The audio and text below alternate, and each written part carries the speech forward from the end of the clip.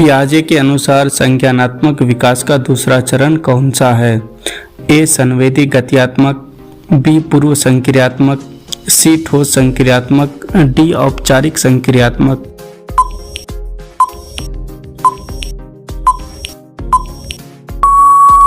आपका सही जवाब हो जाएगा पूर्व संक्रियात्मक। विकास की कौन सी विशेषता है? ए ये आयु निर्भर नहीं होता, बी ये केवल शारीरिक परिवर्तन है, सी ये जीवन भर चलता है, डी ये केवल बचपन में होता है।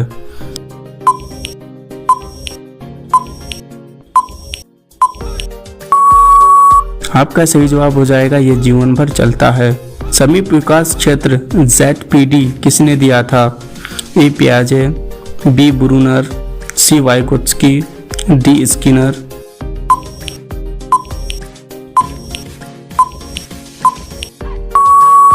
आपका सही जवाब हो जाएगा वाइगोत्स्की। शिक्षा का उद्देश्य संपूर्ण व्यक्तित्व का विकास है, ये किसका मत है? ए John Locke, B Mahatma Gandhi, सी रूसो, डी अरस्तु।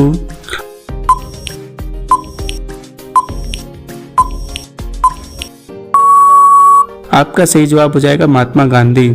अधिगम का अर्थ है ए केवल जानकारी प्राप्त करना, बी अनुभव से व्यवहार में अस्थायी परिवर्तन, सी केवल परीक्षा पास करना, डी जानकारी को याद करना।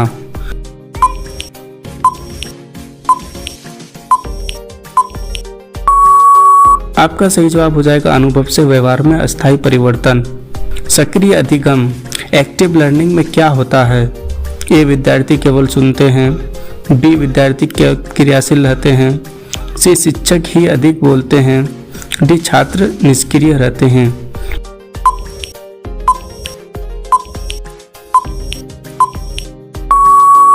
आपका सही जवाब हो जाएगा विद्यार्थी क्रियाशील रहते हैं।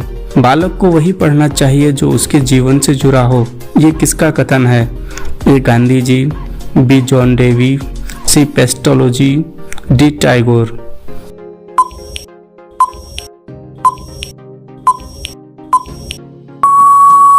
आपका सही जवाब हो जाएगा गांधी जी।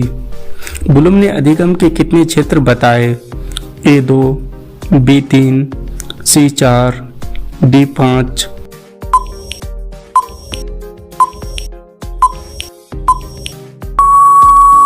आपका सही जवाब हो जाएगा 3। मूल्यांकन का मुख्य उद्देश्य है ए केवल अंक देना, बी छात्र की प्रगति जानना, सी शिक्षक की योग्यता देखना, डी छात्रों को दंड देना।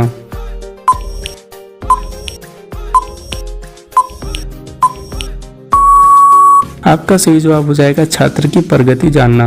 भाषा सीखने का प्रथम माध्यम क्या है? ए पठन, बी लेखन, सी श्रवण, डी व्याकरण।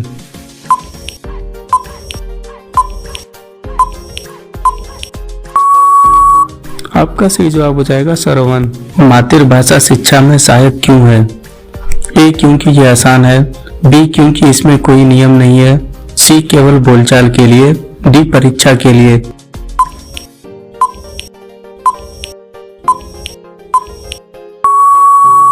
आपका सही जवाब हो जाएगा क्योंकि ये आसान है। बच्चा सुनकर बोलना सीखता है, ये किस सिद्धांत से संबंधित है? ये अनुकरण सिद्धांत, बी प्रयास और भूल सिद्धांत, सी शर्तित अधिगम, डी संज्ञानात्मक।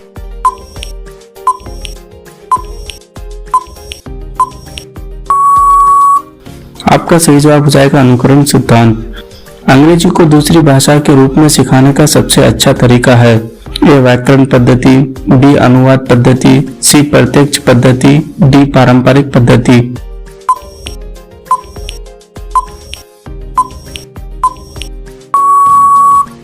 आपका सही जवाब हो जाएगा प्रत्यक्ष पद्धति। गणित शिक्षण में बालक को स्वयं खोज करने देना किस विधि से संबंधित है? ए व्याख्यान विधि, बी खोज विधि, सी अभ्यास विधि, डी नाट्य विधि।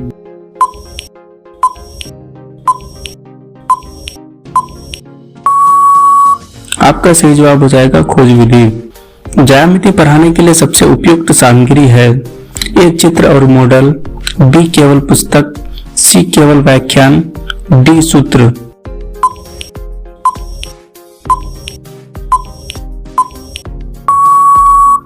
आपका सही जवाब हो जाएगा चित्र और मॉडल।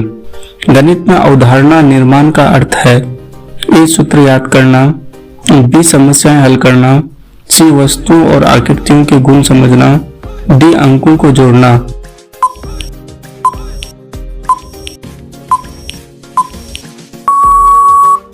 आपका सही जवाब हो जाएगा वस्तुओं और आकृतियों के गुण समझना। ईवीएस का उद्देश्य क्या है? ए केवल प्रकृति का अध्ययन करना, बी पर्यावरण से जुड़ी समझ विकसित करना, सी विज्ञान पढ़ाना, डी भूगोल पढ़ाना।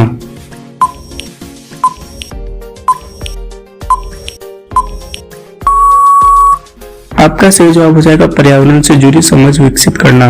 ईवीएस सिखाने का सर्वोत्तम तरीका है ए पुस्तक आधारित, बी अनुभव आधारित, सी याद करवाना, डी केवल प्रश्न उत्तर।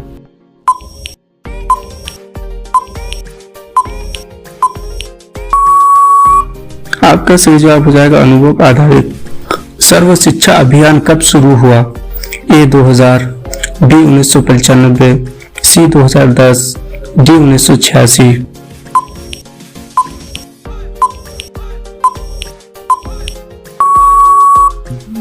आपका सही जवाब हो जाएगा 2000। आरटीई अधिनियम राइट टू एजुकेशन कब लागू हुआ? ए 2008, बी 2009, सी 2010, डी 2012।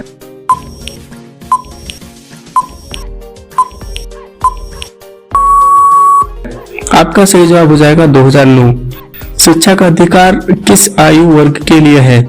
ए 0 से 5 वर्ष, बी 6 से 14 वर्ष, सी 10 से 18 वर्ष, डी 14 से 18 वर्ष।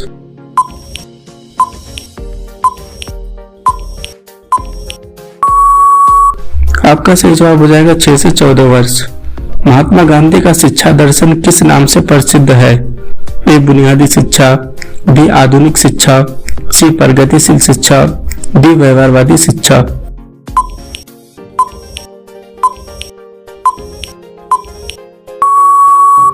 आपका सही जवाब हो जाएगा बुनियादी शिक्षा। शिक्षक का मुख्य कार्य है ए केवल पढ़ाना, बी बालक का सर्वांगीण विकास, सी अनुशासन करना, डी परीक्षा लेना।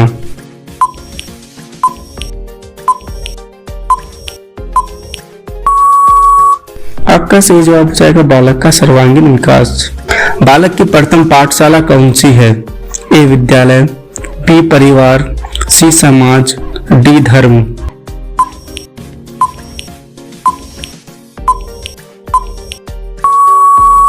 आपका सही जवाब हो जाएगा परिवार। सीखने का सर्वोत्तम तरीका है करके सीखना, ये किसका विचार है? ए जॉन डेवी, बी पियाजे, सी गिलफोर्ड, डी स्किनर।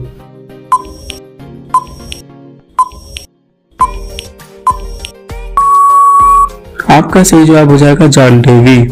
बच्चों में रचनात्मकता कैसे विकसित की जा सकती है? ए उन्हें केवल किताबें पढ़वा कर, बी उन्हें स्वतंत्र वातावरण देकर, सी उन्हें नियमों में बांधकर, डी केवल प्रश्न पूछकर।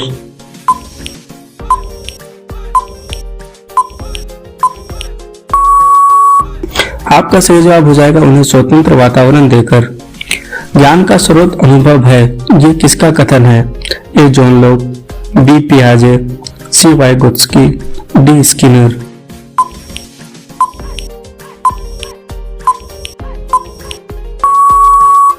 आपका सही जवाब हो जाएगा जॉन लॉक। शिक्षा मनोविज्ञान का मुख्य उद्देश्य है ए शिक्षा को कठिन बनाना, बी बालक को समझना, सी शिक्षक को जानना, डी पुस्तकें पढ़ाना।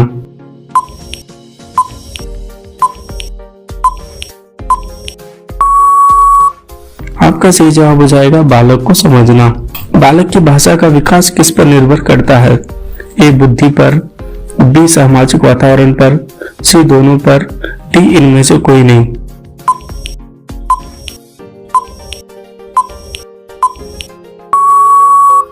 आपका सही जवाब हो जाएगा दोनों पर। बाल विकास किसका परिणाम है? ए वंशानुक्रम, बी पर्यावरण, सी वंशानुक्रम व पर्यावरण दोनों, डी केवल शिक्षा।